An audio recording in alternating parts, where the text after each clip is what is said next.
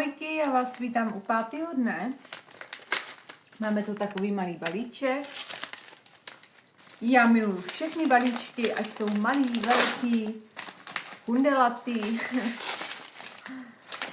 A těšíme se, co tam je. Je to balíček od Míši, který posílá úžasný dárky, stejně tak jako Vendulka.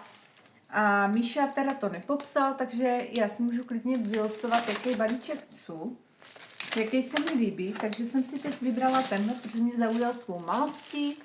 To teď jsme otevírali mega dárky. Ježiš, to je krásný, takže takováhle taštička s kočičkama.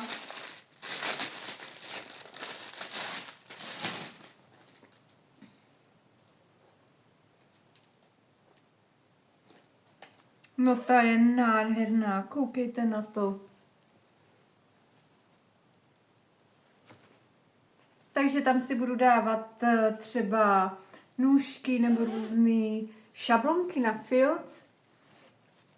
Tam si je všechny uchovám a když budu pro vás tvořit boxy filcový, tak vždycky vytáhnu tady tu kouzelnou taštičku a vylosuju si nějaký box a prostě udělám pro vás filcový box. Takže děkuju a už se moc těším, protože zatím teda moje filcové krásné šablonky jsou takhle zmuchlané, protože nemám box, ale už mám.